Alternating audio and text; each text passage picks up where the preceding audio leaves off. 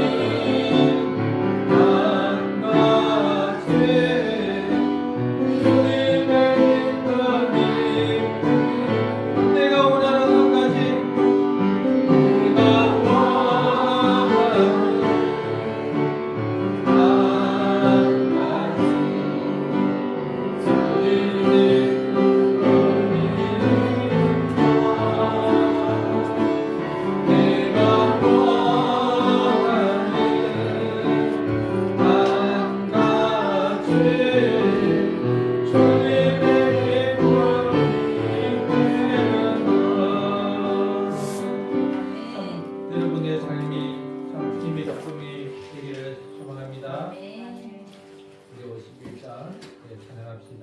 나의 안에 가라 나는 내 하나님이니 모든 환난 가운데 너를 지키시는 자 두려워하지 말라 내가 너를 도와주리니 놀라지 말라 내 손을 잡아주리라.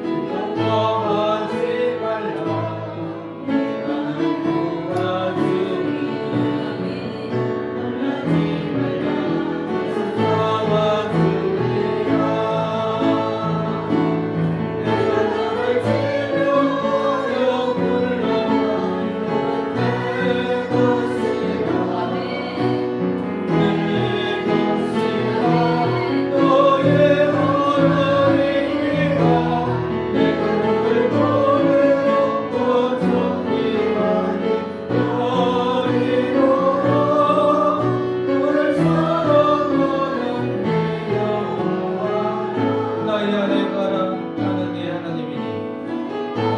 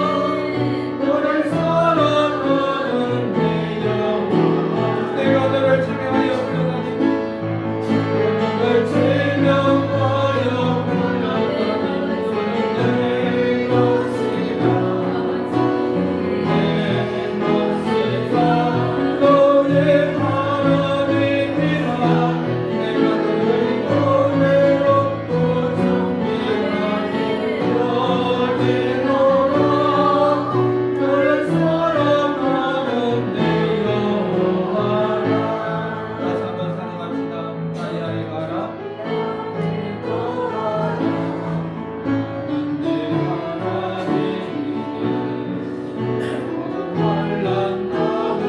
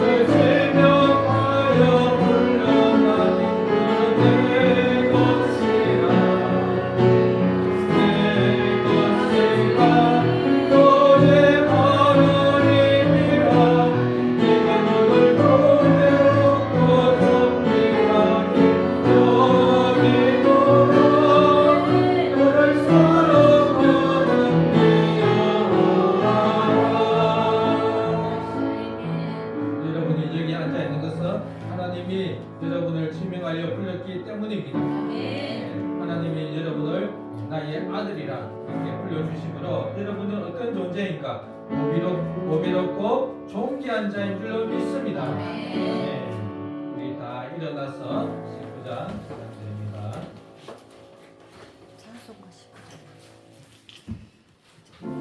주님의 성령 읽어줄 것입니다.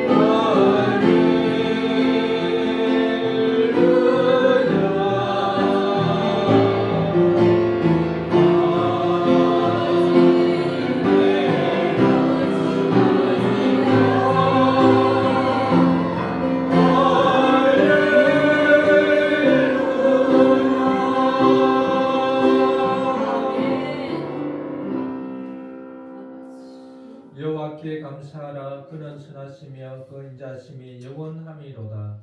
여호와의 속량을 받은 자들은 이같이 말할지어다. 여호와께서 대적의 손에서 그들을 속량하사 동서남북 각 지방에서부터 모으셨도다. 그들이 광야 사막에서 방황하며 거주할 성읍을 찾지 못하고 줄이고 목이 말라 그들의 영혼이 그들 안에서 피곤하였도다. 이에 그들이 근심 중에 여호와께 부르짖으며 그들의 고통에서 건지시고 또 바른 길로 인도하사 거주할 성읍에 이르게 하셨도다. 여호와의 인자하심과 인생에게 행하신 기적으로 말미암아 그를 찬송할지로다. 그가 사모하는 영혼에게 만족을 주시며 줄인 영혼에게 좋은 것으로 채워주심이로다. 사람이 흑암과 사망의 그늘에 앉으며 곤고와 쇠사슬에 매임은 하나님의 말씀을 거역하며 지존자의 뜻을 밀시함이라. 그러므로 그가 고통을 주어 그들의 마음을 겸손하게 하셨으니 그들이 엎드러져도 돕는 자가 없었도다. 이에 그들이 그 환난 중에 여호와께 부르짖으며 그들의 고통에서 구원하시되 흑암과 사망의 그늘에서 인도하여 내시고 그들의 읊어맨 줄을 끊어졌도다. 여호와의 인자하심과 인생에게 행하신 기적으로 말미암아 그를 찬송할지로다. 아멘. 영광의 소망이신 예수 그리스도를 알게 하신 삼일째 하나님께 모든 영광을 드립니다. 하나님은 만세와 만대로부터 감춰졌던 비밀을 사도들에게 또한 우리에게 계시하여 주셨습니다. 하나님은 이 예수님을 보내셔서 십자가에서 죽고 부활하게 하심으로 모든 믿는 자들에게 영광의 소망이 되게 하셨습니다. 교회의 머리로 세우사 교회를 충만하게 다스리게 하셨으니 감사와 찬양을 드립니다. 이 시간 성령님과 우리 주 예수 그리스도를 통하여 예배를 드립니다. 저희들의 예배를 받아 주옵소서. 저희들에게 은혜를 베푸셔서 믿음에 거하며 터 위에 굳게 서서 복음의 소망에서 흔들리지 않게 하소서. 예수 그리스도 이름으로 기원하옵나이다. 아멘. 찬송 찬양드립니다. 찬송가 26장.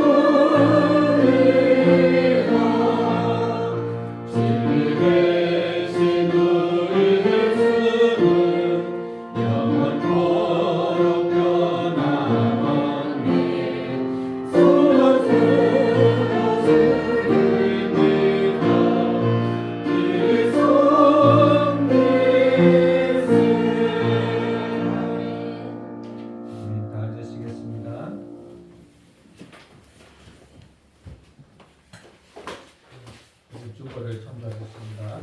사도신경 우리의 믿는 바를 고백하겠습니다. 나는 전능하신 아버지 하나님 천지의 창조주를 믿습니다. 나는 그의 일하신 아들 우리 주 예수 그리스도를 믿습니다.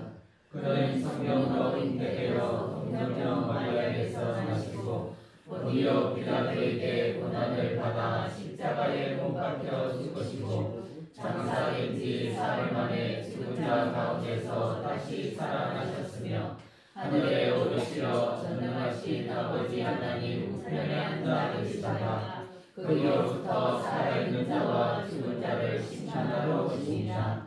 나는 성령을 믿으며 거룩한 공회와 성도의 교제와 죄를 용서받는 것과 몸의 부활과 영생을 믿습니다. 아멘. 주기도문 주님께서 가르쳐 주신 공동체 기도문입니다. 하늘에 계신 우리 아버지, 아버지의 이름을 거룩하게 하시며 아버지의 나라가 오게 하시며 아버지의 뜻이 하늘에서와 같이 땅에서도 이루어지게 하소서. 오늘 우리에게 일용할 양식을 주시고 우리가 우리에게 잘못한 사람을 용서하여 준 것 같이 우리 죄를 용서하여 주시고 우리를 시험에 빠지지 않게 하시고 악에서 구하소서. 나라와 권능과 영광이 영원히 아버지의 것입니다. 아멘. 일찍 지난 고백 하나님을 알아갑니다. 제31조 교회의 직분. 우리는 하나님의 말씀을 맡은 목사, 장로, 그리고 집사가 하나님의 말씀이 가르치는 바에 따라서 교회에 적법한 선거의 절차에 따라 선출되어야 한다고 믿는다.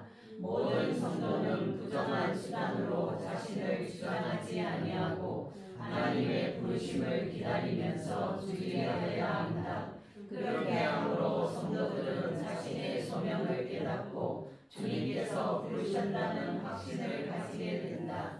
말씀을 맡은 목사는 그들 각자의 사역이 어디든지 상관없이 모두가 교회의 유일한 머리이신 예수 그리스도의 종이다. 더 나아가 하나님의 거룩한 교회가 침해되거나 경시되지 않도록 하기 위하여 모든 성도들이 교회의 말씀의 사역자와 장로를 가능한 많이 특별하게 존중하여야 하며 불평과 다툼 없이 그들과 화평하게 지내야 한다. 찬송가 171장 찬양드립니다.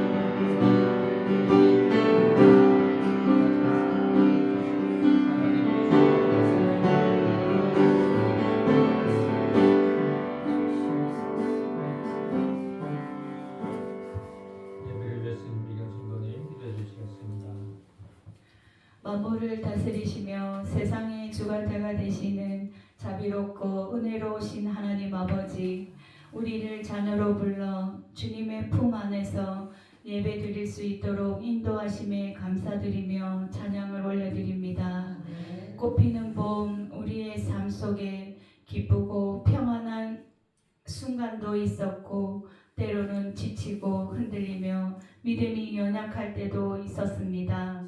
그럼에도 우리는 임마누엘로 함께하여 주셔서 흔들리는 우리를 붙들어 주시며 눈물 가운데에서도 소망을 잃지 않게 하신 주님께 찬양을 올려드리며 이 예배를 기뻐 받아 신령과 진정으로 드리는 예배가 되게 하여 주시옵소서. 아멘. 예수 그리스도의 십자가의 공로로 말미암아 우리를 긍휼히 여겨 주시사 깨끗게 하옵시고 진리의 말씀을 잘 받을 수 있도록 우리의 심령을 새롭게 하여 주시고 성령으로 충만하게 하여 주시옵소서. 진리의 빛으로 말미암아 우리의 소망이 육신적인 세상에 두지 않게 하시고 오직 하늘에 있는 것들을 소망하며 그 소망을 두는 자가 되게 하여 주시옵소서. 그러므로 말미암아 다시 한번 주어진 삶을 기쁨으로 감사로 사랑과 섬김으로 준비하는 삶이 되게 하여 주옵시고 크고 작은 문제들 속에서도 주님의 뜻을 구하게 하시고 사람보다 주님을 의지하며 살아가는 믿음을 허락하여 주시옵소서. 우리 모두가 성령의 인도하심을 받아 삶 속에서 주님을 경험하고 그 경험이 다른 이들에게 복음의 통로가 되어 주께 돌아오는 자가 많아지게 하여 주셔서 이 빈자리들을 채워 주옵시고 사랑과 섬김으로 하나님의 사랑과 진리를 전하게 하옵소서.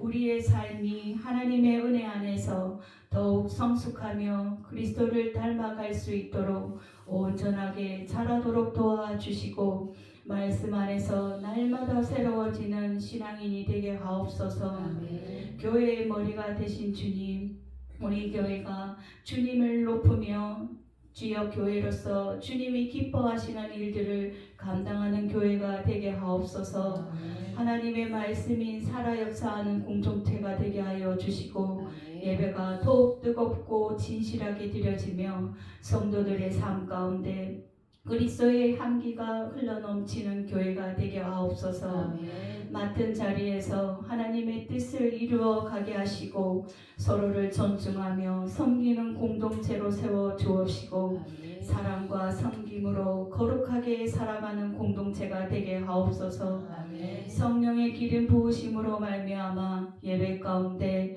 육신이 연약한 자에게 하나님의 은혜로 말미암아 육신의 질병들이 나음을 얻게 하여 주옵시고 아멘. 복음의 기쁜 소식으로 전하게 하여 주셔서 주님께 영광 돌리는 교회가 되게 하옵소서. 아멘. 진정한 마음으로 드려지는 이 예배가 말씀을 통해 변화와 회복의 은혜가 임하길 원합니다. 아멘. 말씀을 전하시는 목사님 하늘의 능력을 더하여서 그 말씀이 우리의 심령에 깊이 뿌리 내리게 하여 주셔서 우리의 삶이 변화되는 은혜와 은혜가 될 수 있도록 은혜를 베풀어 주시기를 원합니다. 아멘. 우리의 전심을 담은 산 제사가 되게 하시고 말씀과 찬양과 기도 가운데 임하시는 하나님의 영광을 경험하게 하옵소서. 아멘. 사랑의 주님, 주님께서 주시는 은사에 감사함으로 교회를 섬기고 봉사하는 손길 위에 재정의 회복을, 재정의 축복을 더하여 주셔서 우리 교회를 더욱더 섬길 수 있도록 은혜 내려 주옵소서. 아멘. 예배의 시간과 끝이 되시는 하나님, 오직 이 시간들이 하나님의 영광을 드러내는 시간들이 되기를 소망하며 아멘. 보이지 않는 하나님의 형상으로 하나님으로 교회의 머리가 되신 예수 그리스도 이름으로 기도드려옵나이다. 아멘. 아멘. 하나님의 말씀은 고린도전서 11장 17절에서 34절입니다. 신약 276면입니다.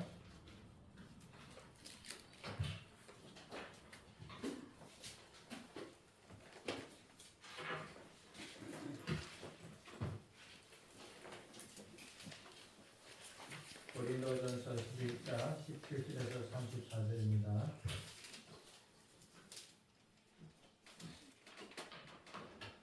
고린도전서 276면입니다.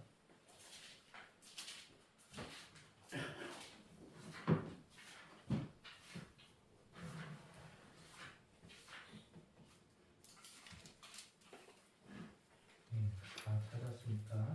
276면 11장 17절에서 34절 같이 천천히 합독하겠습니다. 시작. 내가 명하는 이 일에 너희를 칭찬하지 아니하나니 이는 너희의 도움이 수익이 못되고 오히려 해로움이라. 먼저 너희가 교회에 모일 때에 너희 중에 미생이 있다 함을 듣고 어느 정도 믿거니와 너희 중에 바람이 있어야 너희 중에 옳다 인정함을 받은 자들이 나타나게 되리라. 그런즉 너희가 함께 모여서 주의 만찬을 먹을 수 있으니 이는 먹을 때에 각각 자기의 만찬을 먼저 갖다 먹으므로 어떤 사람은 시장하고 어떤 사람은 취함이라. 너희가 먹고 마실 집이 없느냐? 너희가 하나님의 교회를 없이 여기고 미문한 자들을 부끄럽게 하느냐?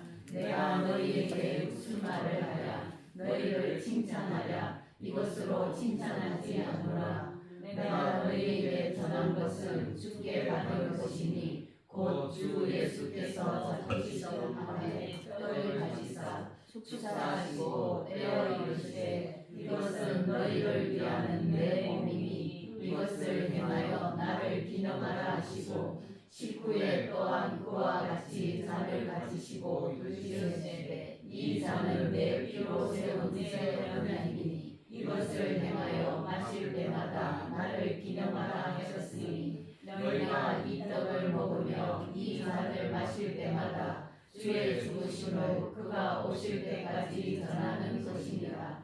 그러므로 누구든지 주의 떡이나 잔을 함께 않게 먹고 마시는 자는 주의 몸과 피에 대하여 죄를 짓는 것이니라.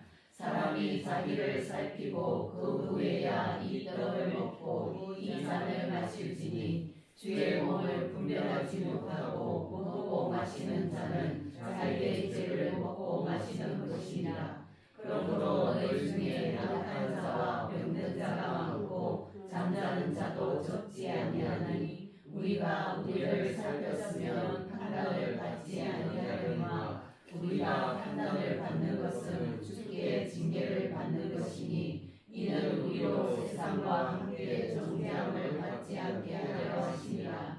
그런즉 내 형제들아 먹으러 모일 때에 서로 기다리라.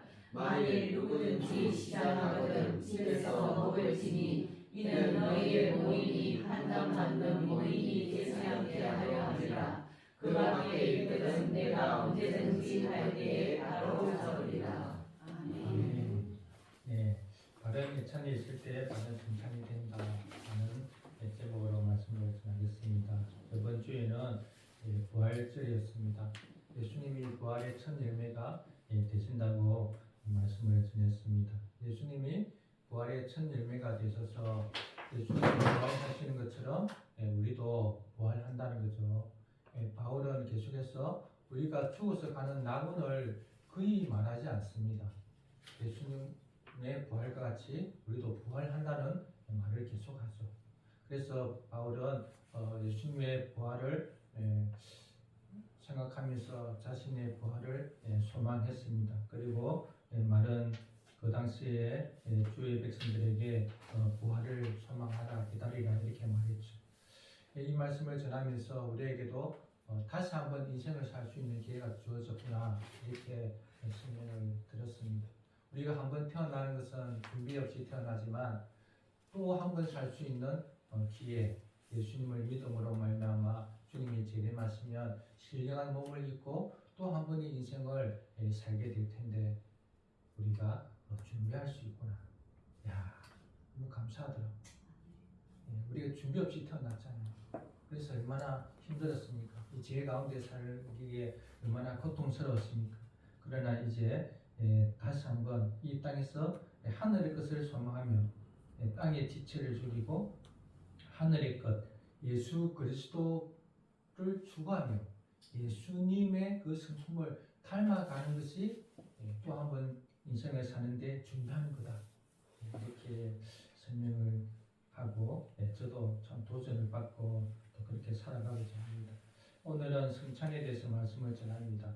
지금 계속 어떤 설교의 큰 흐름이 처음 올 한해 시작할 때는 하나님이 어떤 분이신가를 계속 이야기했고 그리고 교회에 대해서 설명하면서 저번 주에는 세례에 대해서 말씀을 드렸죠.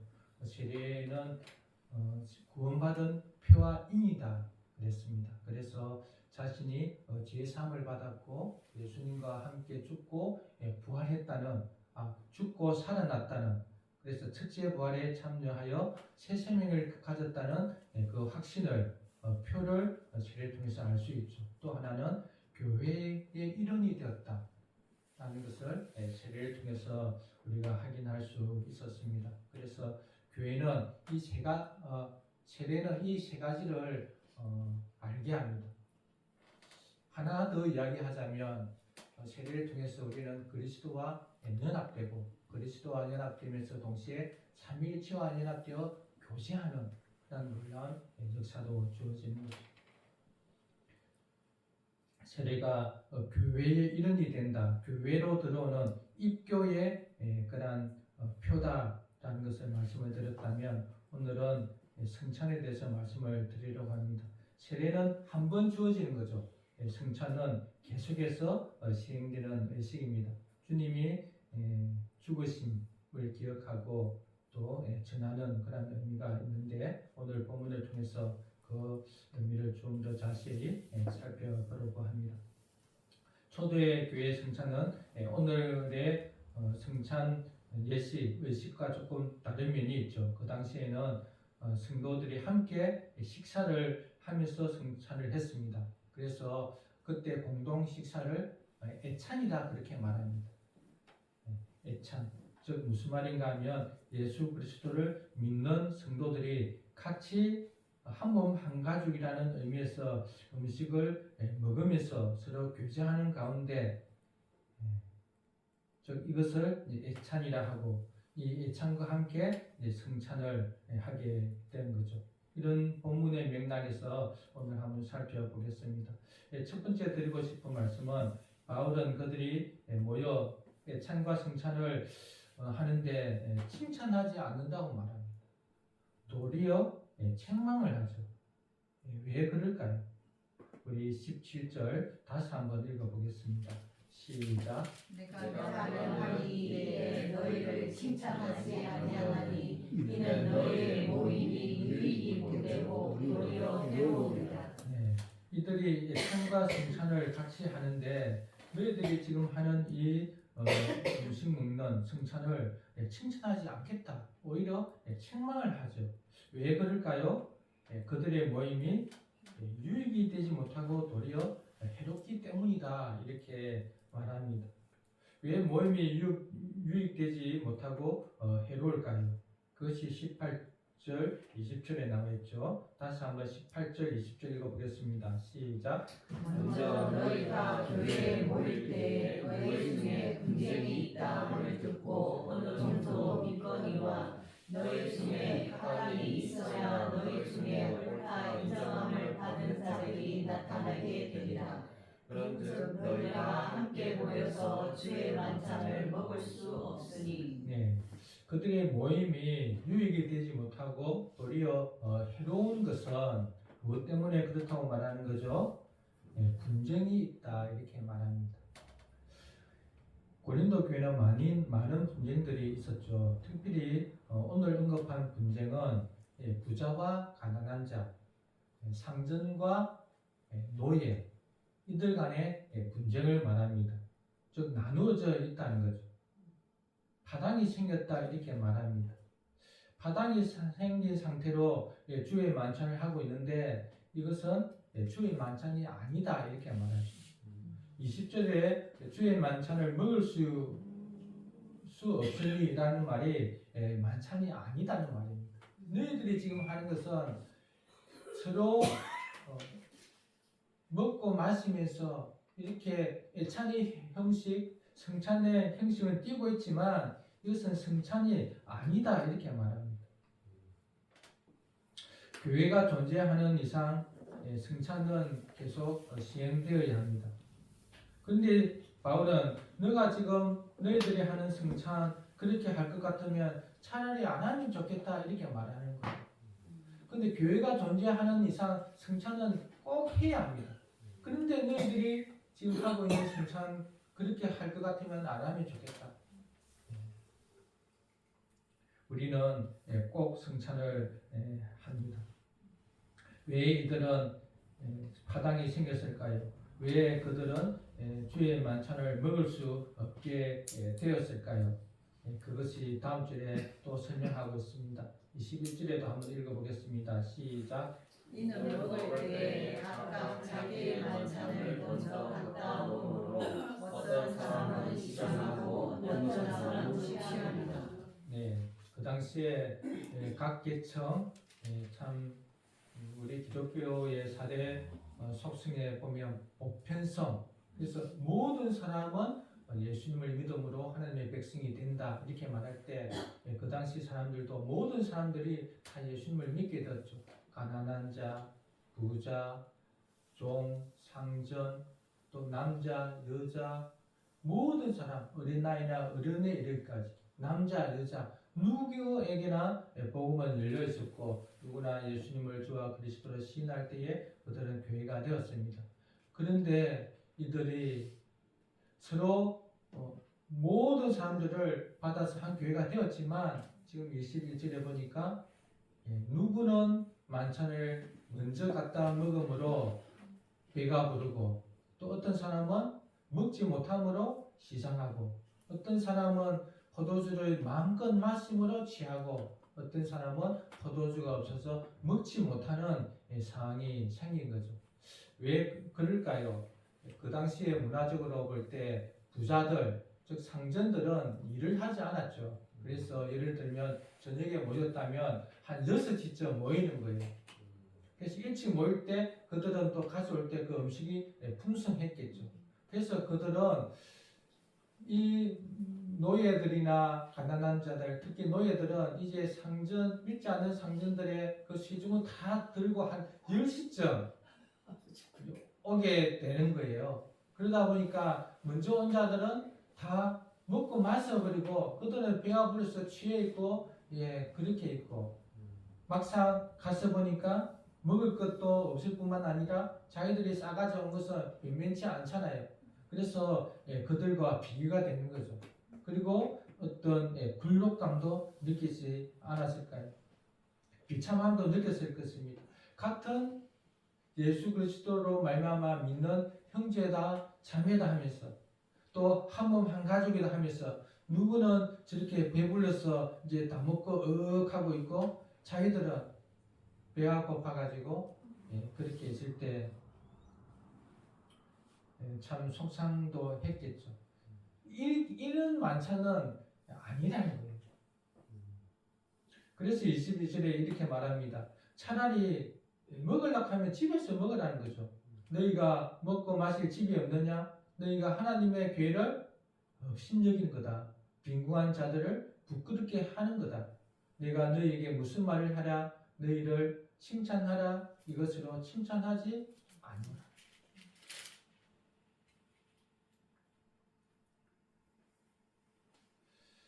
칭찬의 의미가 참 놀랍죠. 칭찬이라고 하는 것은 이제 뒤에서 자세히 설명할 것인데 왜 이들이 이렇게 행했을까요? 칭찬의 의미를 확실히 몰랐기 때문이겠죠.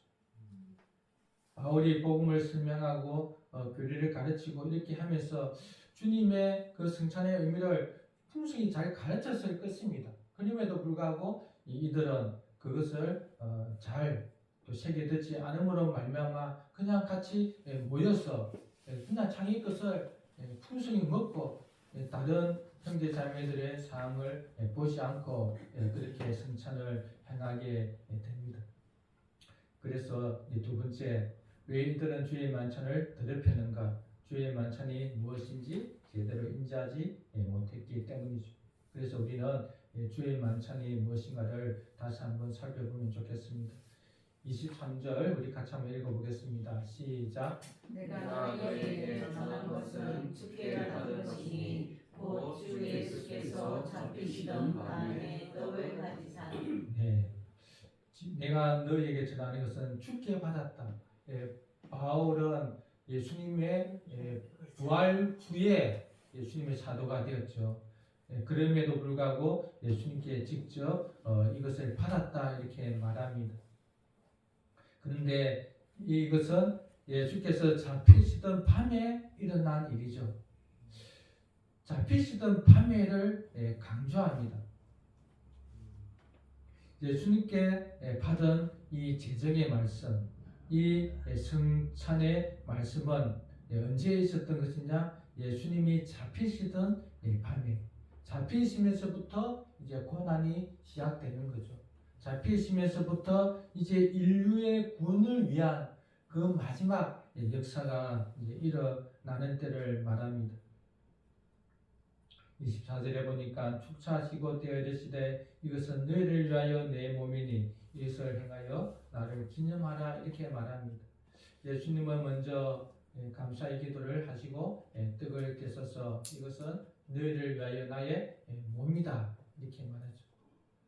떼어지는 떡이 이제 예수님의 몸이다 이렇게 말합니다. 서로 떡을 떼면서 또 먹으면서 참 예수님을 기념하라 이렇게 말하는 거죠. 이것의 원 유래는 유월절 음식에서 오게 됩니다. 유월절 날 성만찬을 하게 되잖아요. 그러면서 유월절 음식을 먹는데 유월절 음식을 먹을 때 이제 한 가지 양은 먹지 않죠. 왜 양을 먹지 않을까요? 예수님이 양으로 음식이 되기 때문입니다. 예수님은 이 유월절 음식을 통해서 성만찬으로 자신을 표현합니다. 그래서 다시 유월절의 그 의미를 성만찬과 연결시켜서 새로운 제정을 해주시는 거죠. 예수님은 어떻게 말할까요? 이 떡을 떼고 이렇게 하는 의미가 이 애굽에서 그 종살이 할 때의 그 고난을 상징했다면 이제 이 떡은 내 몸이 찢어지는 거다. 내 피가 쏟아지는 거다.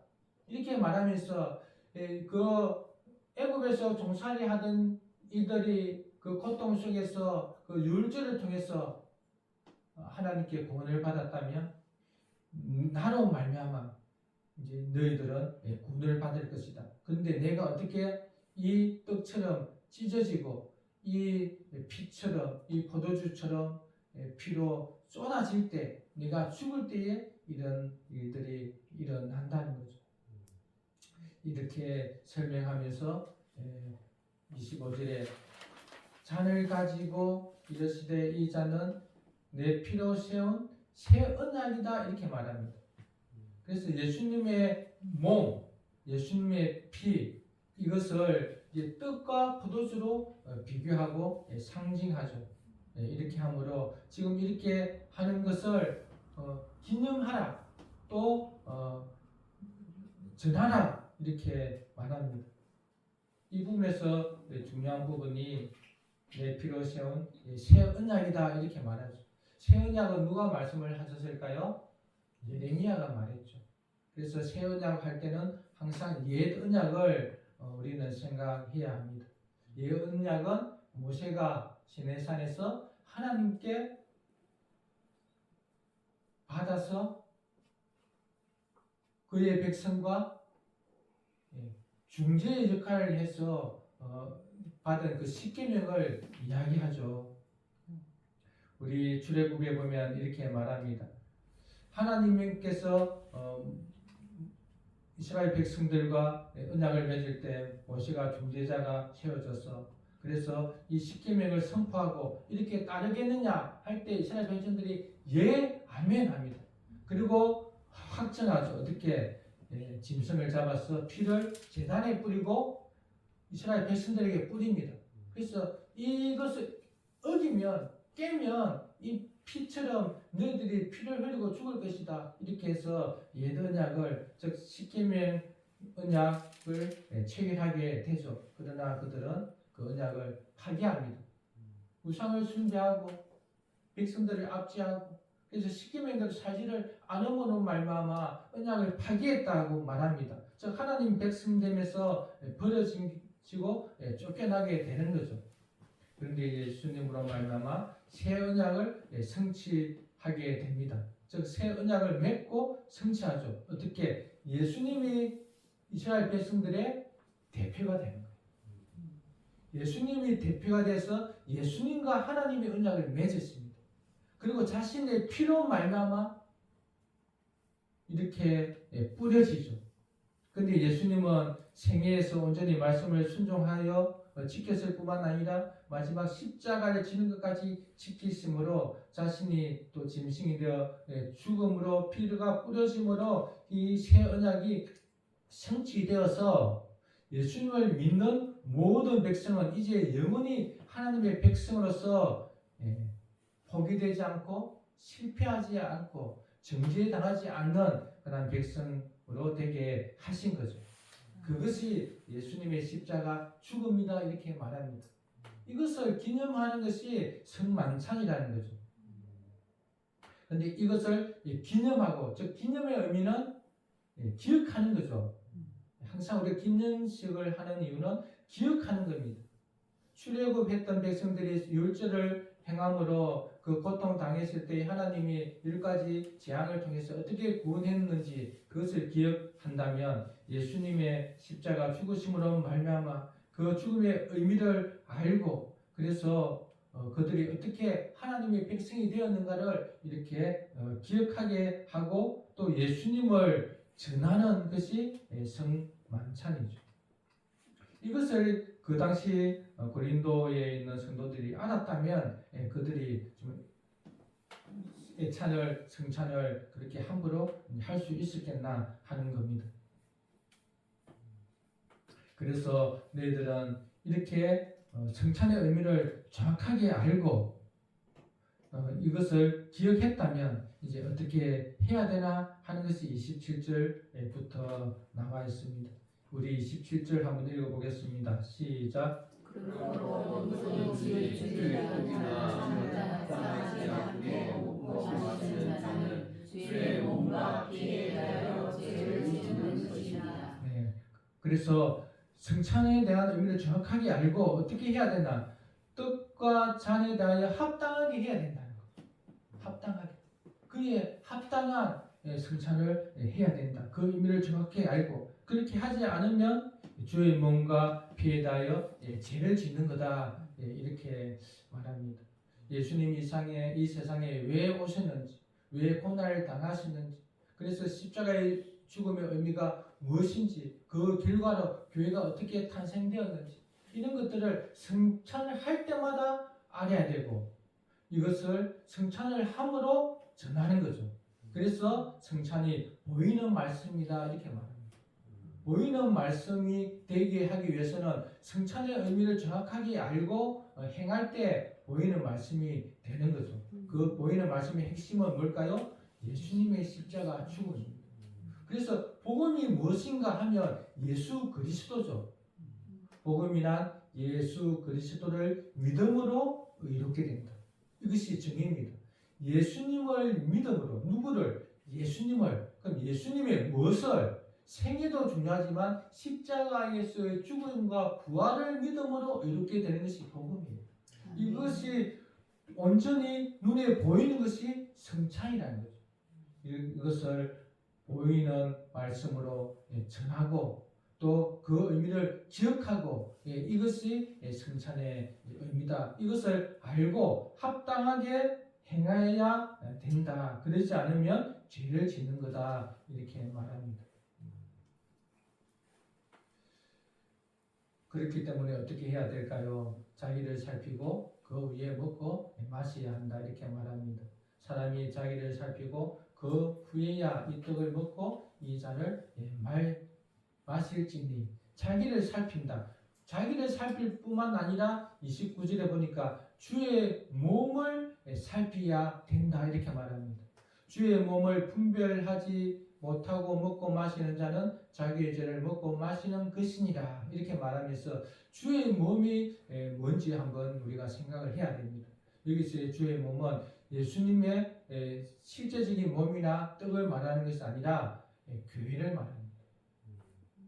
그래서 분별하지 못한다. 여기서 분별은 인식하는 것, 판단하는 것. 교회가 뭔지 인식하지 못하고 판단하지 못하고 정확한 의미를 알지 못하면 죄를 지을 수 있다는 거예요. 즉 교회가 어떤 정체성을 가지고 있는지 우리가 교회라 그러잖아요. 우리가 교회의 의미가 정확하게 뭔지를 모르다 보면 그 부자들, 그 상년들이 하던 것처럼 자기 가난한 형제들에게 부끄러움을 주게 되는 그런 일들을 하게 된다는 거죠. 주의 몸을 분별하지 못한다는 것은 교회를 존중하지 않고 형제 자매를 귀하게 여기지 않고 뿐만 아니라 공동체 하나님을 깨뜨리는 그러한 것을 말합니다. 정말 주의 몸을 귀하게 여기지 않고 개인주의적인 또는 이기적인 태도로 보이는 것들. 예를 들면 부자들이 먼저 배불리 먹고 그래서 가난한 자들을 굶게 방치하는 이러한 개인주의적인 이러한 태도들. 이것들이 주의 몸을 분별하지 못하는 행위가 되는 거죠. 그래서 성찬은 공동체적인 사랑과 정말 그 섬김이 드러나는 것이 성찬이다 이렇게 말할 수 있습니다. 이런 것들을 분명히 분별해야 되는 거죠. 그렇게 해야만 자기의 죄를 먹고 마시지 않게 됩니다. 그들은 주의 몸을 분별하지 못하고 먹고 마심으로 말미암아 어떤 일들이 생겼냐 하면 30절에 보니까 약한 자와 병든 자가 많고 잠자는 자도 적지 않다. 많다는 거예요. 좀 놀랍죠? 약한 자, 몸이 계속 비빌거린다는 거예요. 병든 자, 몸이 아프다는 거죠. 그리고 죽는다는 겁니다. 무슨 어떤 분명히 죽을 때는 어떤 원인에 의해서 죽었겠죠. 그리고 아플 때는 뭐 원인이 있어서 아팠겠죠. 그런데 실상은 이들이 성찬을 바로 행하지 않으므로 이런 일들이 생겼다 이렇게 말합니다. 그래서 성찬을 바로 행하는 것, 자기를 살피고 주의 몸을 분별하여 성찬하는 것이 너무나 중요하죠. 그렇지만 이렇게 약한 자와 병든 자가 많고 잠자는 자들이 많은데 이것이 그렇다고 해서 그렇게 나쁜 거냐? 그건 아니라는 겁니다. 왜 그런가 하면 이것이 오히려 하나님의 징계인데 이 징계는 우리를 영원한 징계, 영원한 정죄에 빠지지 않게 한다는 거죠. 그게 31절에서 32절입니다. 우리 같이 읽어보겠습니다. 시작. 우리가 우리를 살렸으면 판단을 받지 아니하니와 우리가 판단을 받는 것은 주께 징계를 받는 것이니 이는 우리로 세상과 함께 정죄함을 받지 않게 하려 하시며. 여기서 판단을 단어를 징계로 바꾸면 더 이해하기 좋습니다. 우리가 우리를 살폈으면 징계를 받지 않는다는 거죠. 우리가 징계를 받지 않는 것은 우리가 징계를 받는 것은 주께 징계를 받는데 우리가 이렇게 징계를 받아서 약한 자가 생기고 병든 자가 생기고 설사 죽는다 할지라도 이렇게 함으로 우리로 세상과 함께 정죄함을 받지 않게 하려 합니다. 마지막 주님의 심판 때에 정죄받아 하나님의 심판을 받지 않게 하기 위해서 이렇게 사랑의 징계를 한다 이렇게 말하는 거예요. 그래서 먼저는 우리는 성찬에 참여하기 전에 먼저 자신을 정말 살펴서 좀 회개하고 어떤 회개해야 할까요? 하나님과 자신의 관계도 중요하지만 성도들 간의 관계를 생각하고 회개하는 게 너무 중요합니다. 우리는 보통 회개하라 그러면 하나님 앞에서 어떤 죄를 지었는가 이렇게 많이 접근하죠. 그것도 필요하지만 결국 하나님과의 관계는 사람들과의 관계 속에서 이루어지잖아요. 하나님을 사랑하는 것은 형제를, 성도를 사랑하는 거니까. 그래서 성도들 관계 속에서 혹시나 나도 모르게 누구를 섭섭하게 했거나 누구에게 상처를 줬거나 이런 것들을 회개하고 관계를 회복하고 성찬에 참여해야 된다. 그래서 만약에 교회가 한 달에 한 번씩 성찬을 하게 되면 항상 어떤 관계가 틀어질 때마다 화해를 해야 되겠죠. 화해하지 않고 성찬에 참여할 수는 없는 거예요. 그래서 의거지라도 성찬에 참여하려고 화해를 하게 됩니다. 물론 자기가 뭐 잘못해서 몰라서 그런 거는 괜찮아요. 몰라서 남한테 상처 줄 수도 있잖아요. 그럴 때는 상처 받는 사람이 잘못입니다. 그렇잖아요. 상대방 몰라서 한 건데 그래서 상처 받지 마시고 상처 받았다면 솔직히 이야기하시고 이런 부분에서 내가 상처 받았다. 그렇게 이야기를 해야 알잖아요. 그러면 또 서로 관계를 회복하고 이렇게 해서 자신을 살피고 교회를 살피고 즉 우리 교회에서 내가 지금 서로 잘하고 있나 이렇게 생각하면서 또 서로 관계를 회복하고 성찬에 참여하는 거죠. 성찬에 참여할 때 놀라운 성령의 임재가 있게 될 줄 믿습니다. 그래서 결론적으로 어떻게 해야 되냐? 전혀 어려운 것 없어요. 여기 보세요. 33절. 네 형제들아 먹으러 모일 때에 서로 기다려라. 너무 쉽지 않나요? 그냥 기다리면 되는 거예요.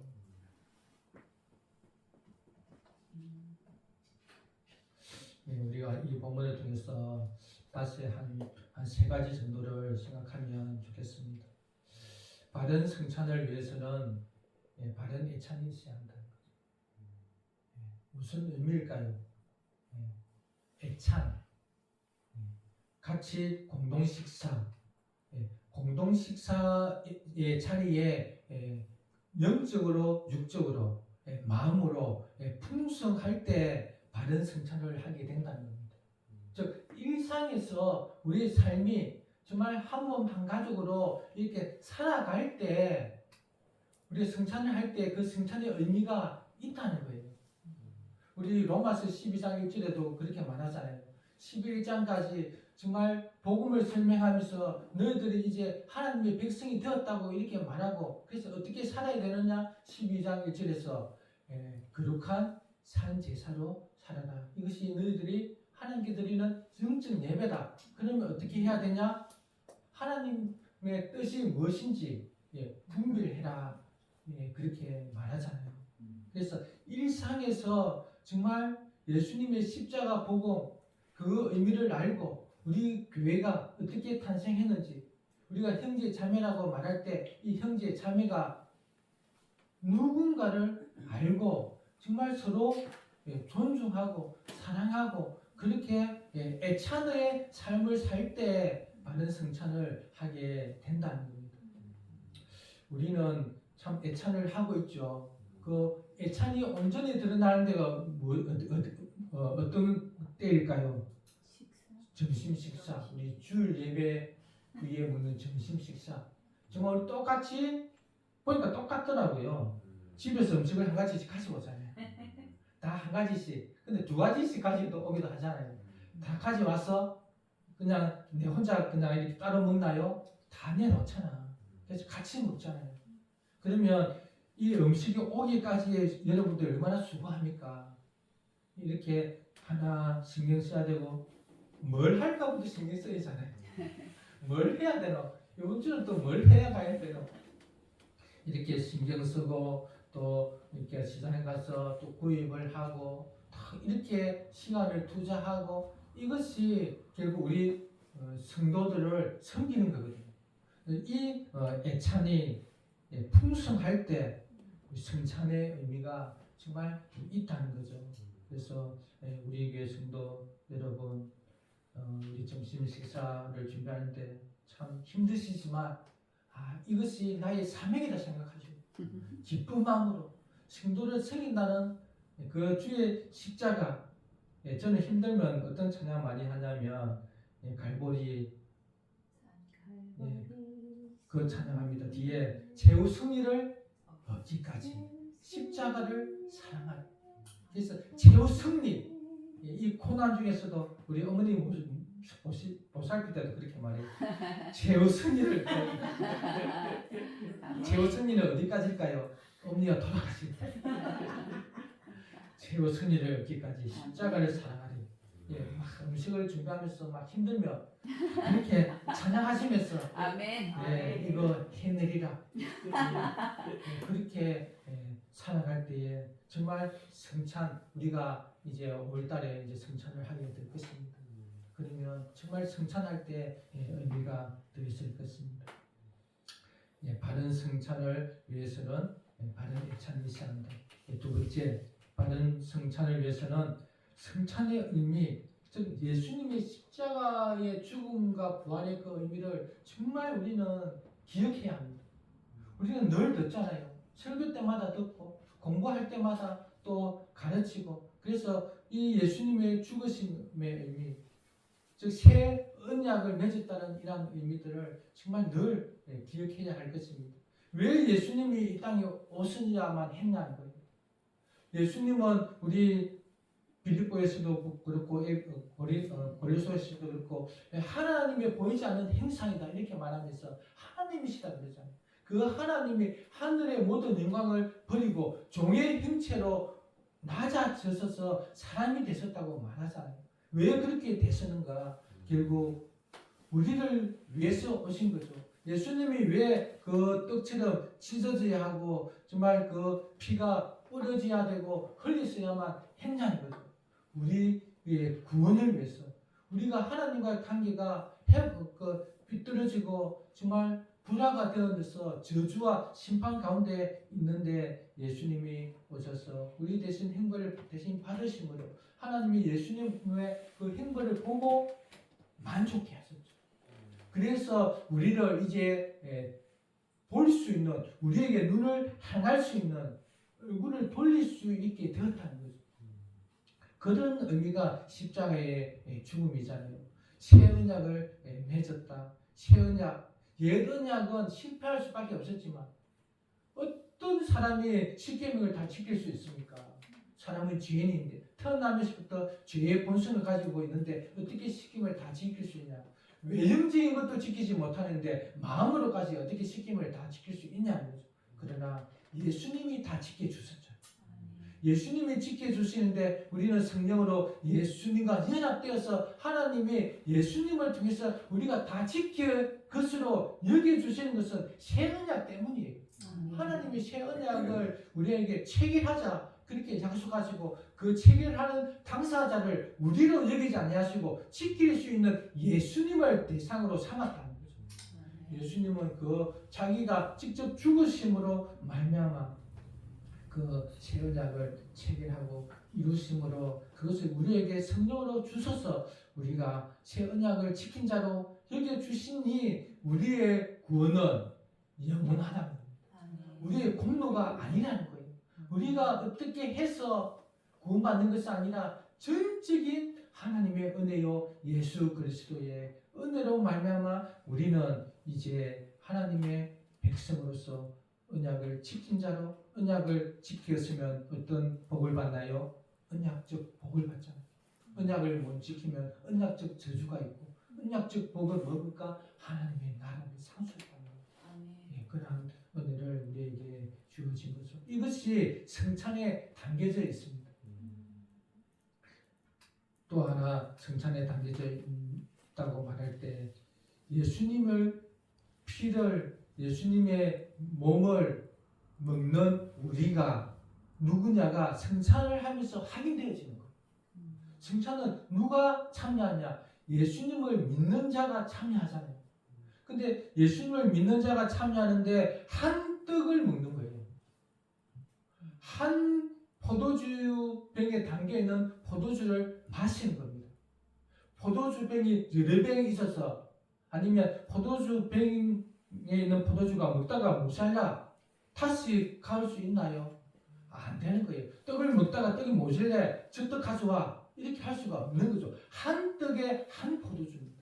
왜? 예수님을 먹고 마시는 한 형제의 자매라는 거예요. 그래서 성찬을 할 때마다 우리는 한 형제요 한 자매가 우리는 한 백성 한 몸이다.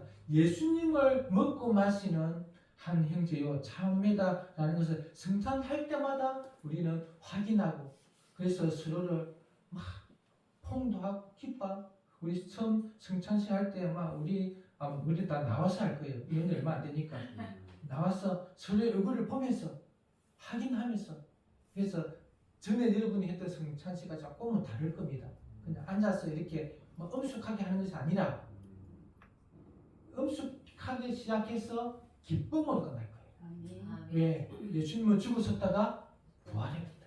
그 부활의 은혜가 우리에게 주셔서 우리가 직접 지금 그 예수님의 피와 살을 먹고 마심으로 우리는 거기서부터 자양분을 얻어서 살아가는 주의 백성이고 우리는 한 몸의 가족 공동체이기 때문에 서로를 보면서 기뻐하면서 그렇게 성찬식을 하게 될 것입니다. 이렇게 예수님의 죽으심과 부활의 의미를 정확하게 알아야 된다. 그것이 바른 성찬이다. 세 번째, 바른 성찬을 위해서는 자신을 주의 몸, 교회를 살펴야 한다. 그래서 항상 성찬이 공고되고 나면 일주일 전부터 이렇게 마음을 좀 가다듬으면서 하나님 앞에 자신을 돌아보고 하나님 앞에 내가 어떤 또 이 약속을 어기는지 하나님과 어떤 관계 속에서 좀 하나님의 그 음성을 내가 들었는데 또 순종하지 않았는지 또 우리 형제들 간에 내가 혹시나 말의 실수를 잊지 않았는지 이런 것들을 생각하면서 서로 부르고 그렇게 해서 성찬에 참여해야 할 것입니다. 이렇게 할 때 바른 성찬이고 성찬의 의미가 있다는 거예요. 그러나 성찬이 한번 의례하는 행사가 아니라는 거예요. 기념 정도가 아니라 이것이 보이는 말씀이야 그러잖아요. 이것이 우리의 양식이다 그러거든요. 여기에 성령의 임재가 있다 그러거든요. 그러면 성령의 임재가 있으려 그러면 실질적으로 진실되게 이 성찬을 그렇게 행해야 되는 거죠. 그래서 우리 성찬을 통해서 우리는 날마다 새로워지고 또 성령의 그 충만한 은혜 가운데서 주님이 오실 때까지 이렇게 행함으로 우리의 믿음은 더욱더 견고해지고 흔들리지 않게 될 것입니다.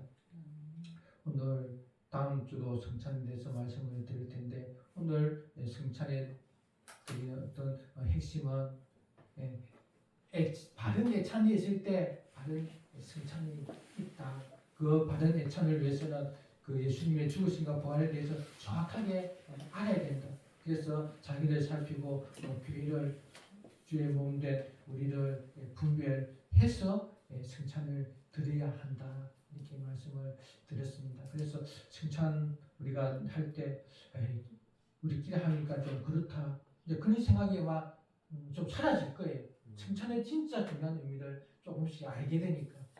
그래서 정말 교회로 이렇게 약속한 교회로 살기로 이렇게 결심한 자들을 같이 한 몸 한 가족으로 받아들여서 승찬을 하게 될 것입니다.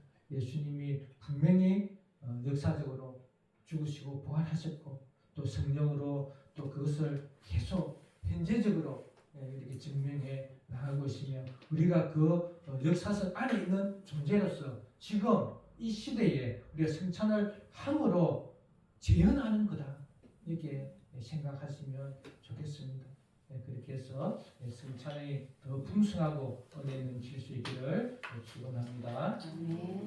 우리 찬양드립니다. 찬양지 7장.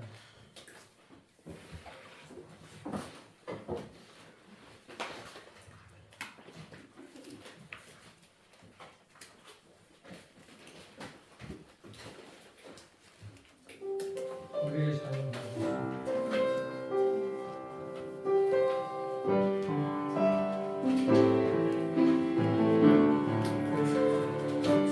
주보에 잘못돼 있어.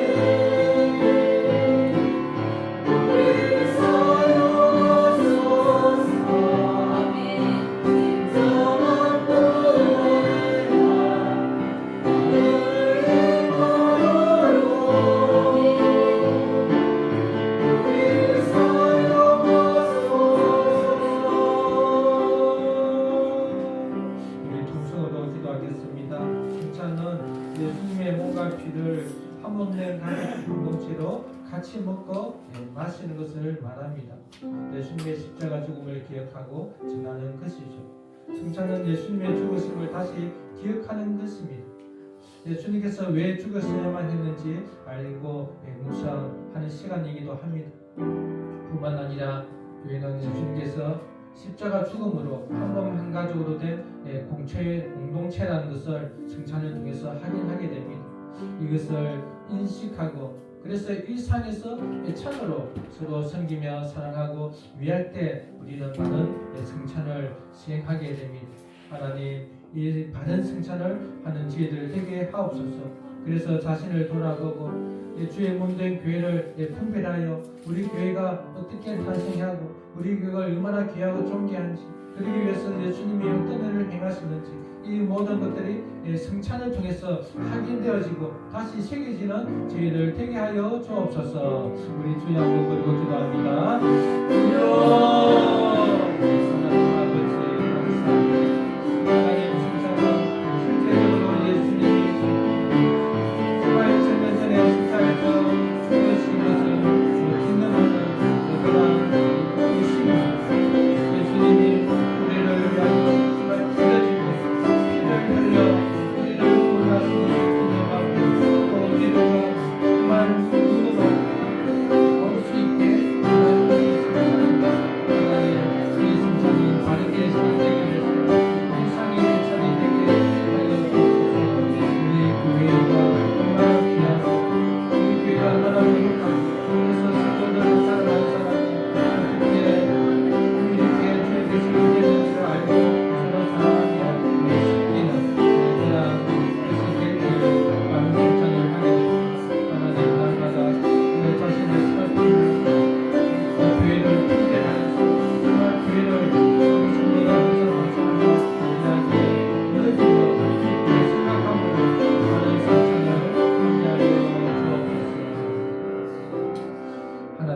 아버지,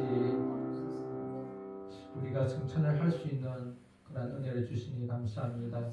세례가 교회로 들어오는 문이라면 성찬은 날마다 일상을 예수님의 십자가의 죽으심과 부활을 의미하며 예수님의 피와 살을 먹고 마심으로 예수님을 정말 우리의 영적인 양식으로 그렇게 여기며 살아가는 그런 의식입니다.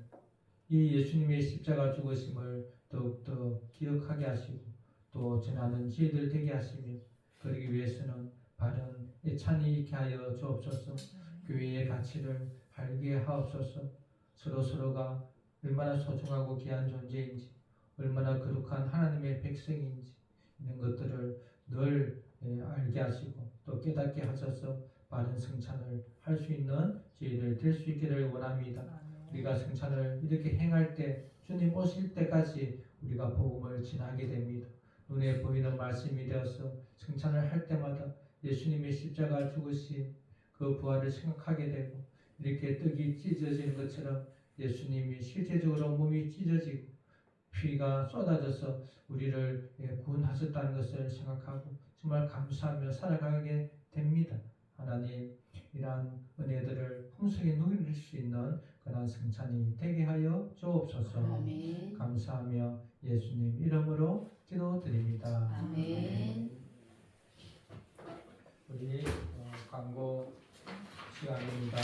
예배드리러 오신 분들 주님의 이름으로 환영합니다. 저를 보고 눈을 보고 사랑합니다. 원래 목사님 오셔서 감사합니다. 네, 우리 명예자님 오셔서 너무 감사합니다. 명예자님도 새 인생을 준비할 수 있다는 한 분의 인생을 준비할 수 있다는 그런 믿으시고 살았으면 좋겠습니다. 다음 주에는 이제 가정의 달이죠. 주님 안에서 복된 가정이 될 수 있기를 기원합니다. 우리 정의원 수양식이 5월 20일 예정입니다. 그때 임수자매님이 쉬는 날이더라고요. 우리의 모든 행사는 임수자매님이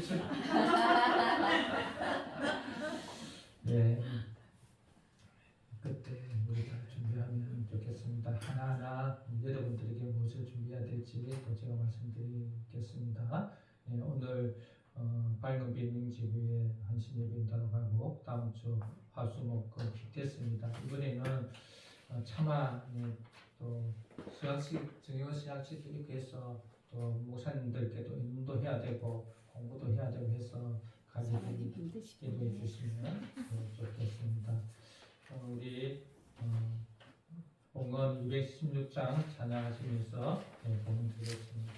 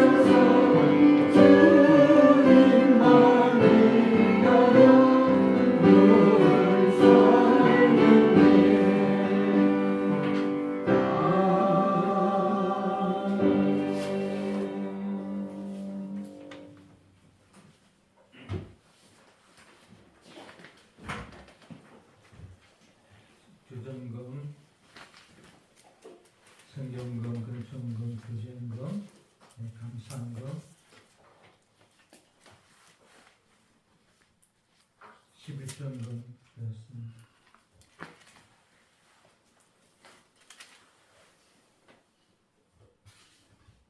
네, 첫 열매도 되었습니다.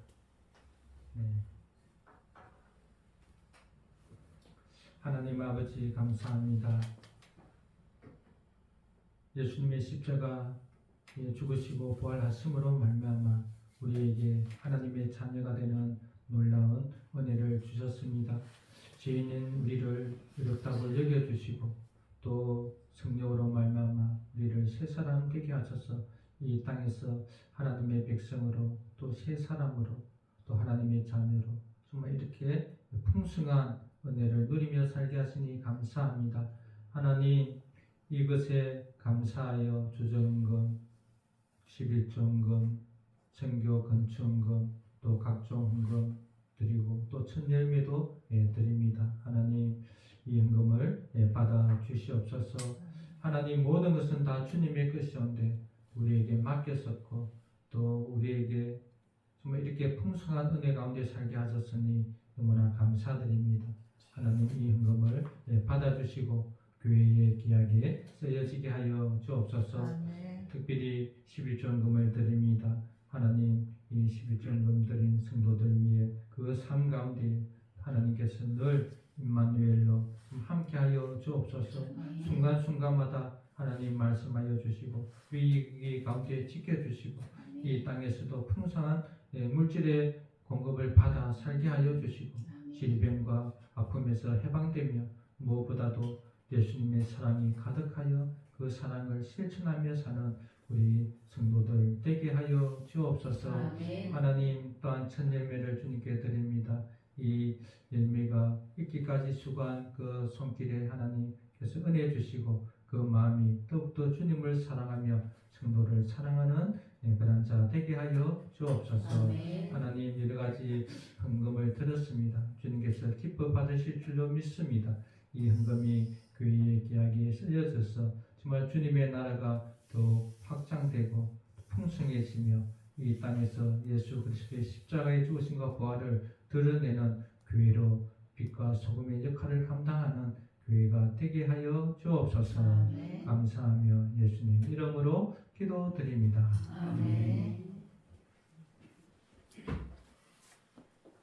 우리 다 일어나셔서 57장 찬양 드시고 축도로 예배를 마칩니다.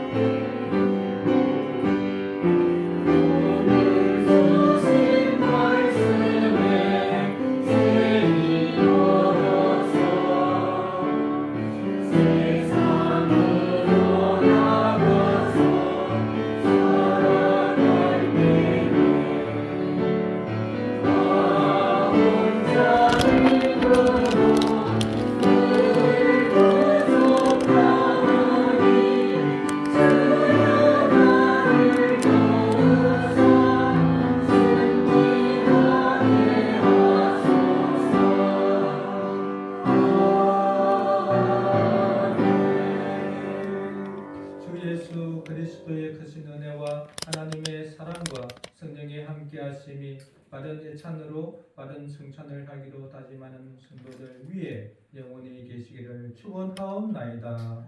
아멘.